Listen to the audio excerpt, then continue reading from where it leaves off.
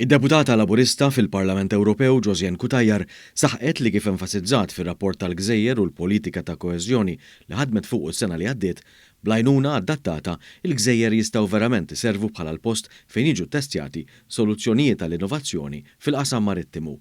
Jistgħu wkoll iservu biex il-benefiċċji ambjentali, il-kompetittività industrijali, l-impjiegi ta' kwalità u l-livell ta' servizz offrut jistgħu verament jimxu 8 feet.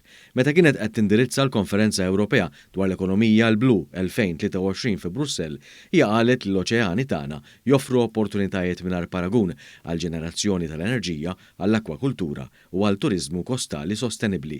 Il-potenzjal għal ħolqien tal-impjiegi u l-benefiċċji għall komunità lokali huwa enormi. Nixtieq nara il-pajjiżi li jkun anke teżbet għal soluzzjonijiet innovattivi fil-qasam u għaldaqstant fil-kumitati li nifforma parti minnhom, imma anke bħala viċi chairperson tal-Intergroup Sarika għal Gżejjer Żoni Kostali nħares il qudiem għal aktar ħidma biex nassiguraw li jkun hemm opportunitajiet illi fil-waqt li nagħmlu l-qalba sostenibbli naraw ukoll li jkun hemm aspett kompetittiv u soċjali li minnu jiggwadanjaw il-komunitajiet u l-industrija lokali. Hija semmiet il-ħidma tagħha favur l-inklużjoni tal-fuels marittimi u tal-avjazzjoni sostenibbli fil-lista ta' teknoloġiji strateġiċi b'emissjonijiet zero netti, blan li jiżdiedu d-disponibilità u l-affordabilità tagħhom u li jkollna trasport aktar nadif.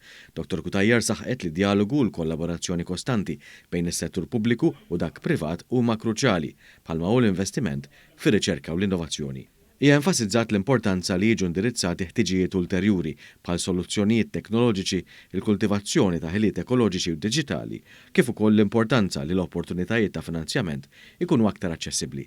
Qalet li jeħtieġ li ngħinu lin-negozji tagħna b'mod partikolari lill-SMEs mhux biss biex jelbu l-ostakli, iżda wkoll biex jiksbu l-potenzjal sħiħ tal-opportunitajiet li toffri l-ekonomija l-blu.